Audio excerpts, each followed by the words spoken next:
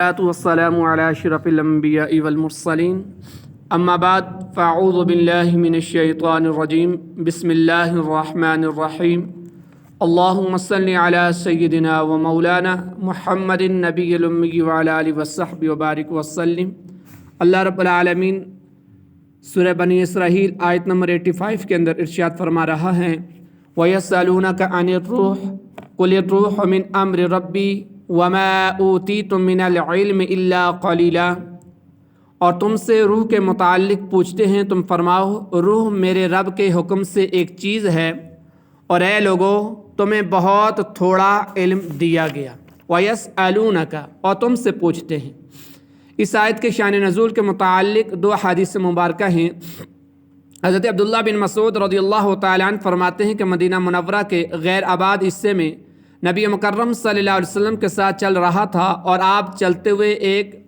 چھڑی سے ٹیک لگاتے تھے۔ اس دوران یہودیوں کے ایک گروہ کے پاس سے گزر ہوا تو ان میں سے بعض افراد نے کہا ان سے روح کے بارے میں دریافت کرو، اور دوسرے بعض افراد نے کہا ان سے دریافت نہ کرو کیونکہ ہو سکتا ہے کہ وہ کوئی ایسی بات کہہ دیں جو تمہیں پسند نہ آئے۔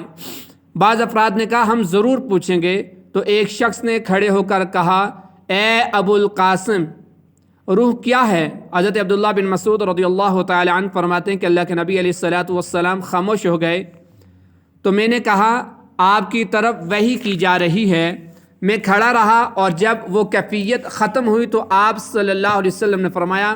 وَيَسْأَلُونَكَ عَنِ الرُّوحِ قُلِ الرُّوحُ مِنْ أَمْرِ رَبِّي وَمَا أُوتِيتُم مِّنَ الْعِلْمِ إِلَّا قَلِيلًا۔ اور تم سے روح کے متعلق پوچھتے ہیں، تم فرماؤ روح میرے رب کے حکم سے ایک چیز ہے، اور اے لوگو تمہیں بہت تھوڑا علم دیا گیا۔ اور ایک اور حدیث مبارکہ کہ حضرت عبداللہ بن عباس رضی اللہ تعالی عنہما فرماتے ہیں قریش نے یہودیوں سے کہا ہمیں کوئی ایسی بات بتائیں جسے ہم اس شخص یعنی محمد صلی اللہ علیہ وسلم سے پوچھیں۔ انہوں نے کہا ان سے روح کے بارے میں پوچھو۔ قریش نے آپ سے دریافت کیا تو اللہ تعالیٰ نے یہ آیت کریمہ نازل فرمائی وَيَسْأَلُونَكَ عَنِ الرُّوحِ قُلِ الرُّوحُ مِنْ أَمْرِ رَبِّي وَمَا أُوتِيتُم مِّنْ عِلْمٍ إِلَّا قَلِيلًا۔ اس آیت میں بتا دیا گیا کہ روح کا معاملہ نہایت پوشیدہ ہے، اور اس کے بارے میں علم حقیقی سب کو حاصل نہیں، بلکہ اللہ رب العالمین جسے عطا فرمائے وہی اسے جان سکتا ہے، جیسا کہ سرکار دو عالم صلی اللہ علیہ وسلم کو اس کا علم عطا کیا گیا۔ علامہ اسماعیل حقی رحمۃ اللہ علیہ فرماتے ہیں کہ ایک جماعت نے گمان کیا کہ اللہ تعالیٰ نے روح کا علم مخلوق پر مبہم کر دیا اور اسے اپنی ذات کے لیے خاص کر دیا ہے، حتیٰ کہ انہوں نے یہاں تک کہہ دیا کہ نبی کریم صلی اللہ علیہ وسلم بھی روح کے بارے میں علم نہیں رکھتے، حالانکہ اللہ تبارک و تعالیٰ کے حبیب صلی اللہ علیہ وآلہ وسلم کا منصب اور مقام اس سے بہت عظیم ہے کہ آپ کو بھی روح کا علم نہ ہو، حالانکہ آپ صلی اللہ علیہ وسلم عالم باللہ، اور اللہ تعالیٰ نے ارشاد فرمایا کہ آپ پر احسان فرمایا وَعَلَّمَكَ مَا لَمْ تَكُنْ تَعْلَمْ وَكَانَ فَضْلُ اللَّهِ عَلَيْكَ عَظِيمًا، اور آپ کو وہ سب کچھ سکھا دیا جو آپ نہ جانتے تھے۔ یعنی اللہ کے نبی صلی اللہ علیہ وآلہ وسلم کو سکھانے والی ذات رب العالمین کی ہے، اور طالب علم ہمارے مکرم نبی محمد مصطفیٰ صلی اللہ علیہ وآلہ وسلم ہیں، اور اللہ فرما رہا ہے جو سکھانے والی ذات ہے، جو قادر مطلق ہے، کہ میں نے اپنے محبوب علیہ الصلوۃ والسلام کو وَعَلَّمَكَ مَا لَمْ تَكُنْ تَعْلَمْ ہر وہ بات سکھا دی کہ جس کا وہ علم نہیں رکھتے تھے۔ اور قرآن کی ایک آیت کا مفہوم ہے کہ رب العالمین نے اس قرآن کے اندر ہر تر اور خشک چیز کو بیان فرما دیا، ہر تر اور خشک چیز کا بیان اس قرآن کے اندر۔ اور حدیث مبارکہ کا مفہوم ہے کہ اللہ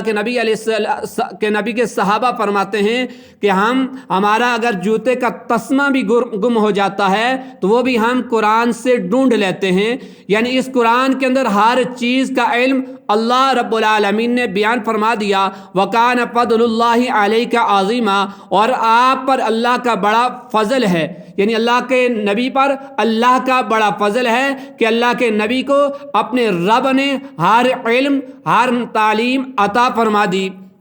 اسی طرح علامہ بدر الدین عینی رحمۃ اللہ علیہ فرماتے ہیں سید المرسلین محمد مصطفیٰ صلی اللہ علیہ وسلم کا منصب بہت بلند ہے کہ آپ علیہ الصلاۃ والسلام اللہ تعالیٰ کے حبیب اور اس کی مخلوق کے سردار ہیں، اور یہ کیسے ہو سکتا ہے کہ تاجدار رسالت میں آپ صلی اللہ علیہ وسلم کو روح کے بارے میں علم نہ ہو، حالانکہ اللہ تعالیٰ نے آپ علیہ الصلاۃ والسلام پر یہ ارشاد فرما کر احسان فرمایا ہے کہ ہے حبیب صلی اللہ علیہ وسلم آپ کو وہ سب کچھ سکھا دیا جو آپ نہ جانتے تھے، اور آپ پر اللہ کا بڑا فضل، بڑا احسان ہے۔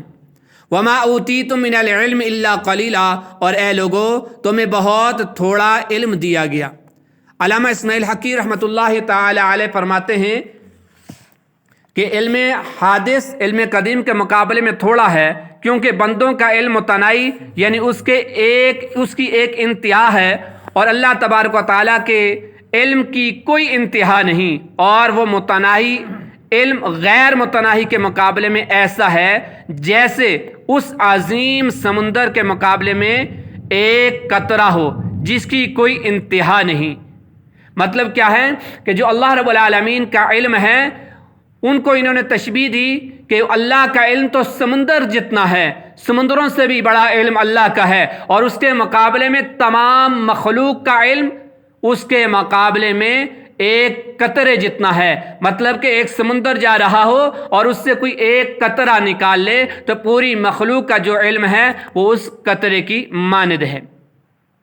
تو اللہ کے نبی علیہ الصلاۃ والسلام کو اللہ رب العالمین نے علم کثیر عطا فرمایا ہے، قرآن کا وہ علم عطا فرمایا ہے کہ جو اولون اور سابقون، اس سے پہلے لوگوں کے بھی حال احوال اس قرآن کے اندر موجود، جتنے بھی معاملات قیامت تک بلکہ قیامت کے بعد کے بھی معاملات اس قرآن کے اندر موجود ہیں، اور تمام کی تعلیم اللہ رب العالمین نے اپنے محبوب علیہ الصلاۃ والسلام کو سکھا دی۔ بلکہ حضرت ابو ہریرہ رضی اللہ تعالی عنہ فرماتے ہیں میرے پاس علم کا بعض وہ خزانہ ہے کہ اگر میں وہ آپ کے سامنے بیان کر دوں تو آپ لوگ میرا سر قلم کر دیں۔ جن کچھ علوم مجھے ایسے اللہ کے نبی سے عطا ہوئے ہیں کہ میں آپ پر ظاہر نہیں کر سکتا، اگر وہ میں آپ پر ظاہر کروں تو اے صحابہ کی جماعت تم میرا سر قلم کر دو۔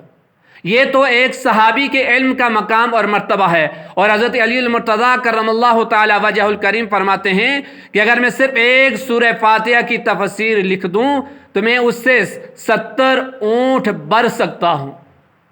70 اونٹوں کا بوجھ وہ سورہ فاتحہ کی تفسیر اٹھا نہیں سکتا، میں اتنی ایک فقط سورہ فاتحہ کی تفسیر لکھ سکتا ہوں۔ تو یہ قرآن علم کا سمندر ہے،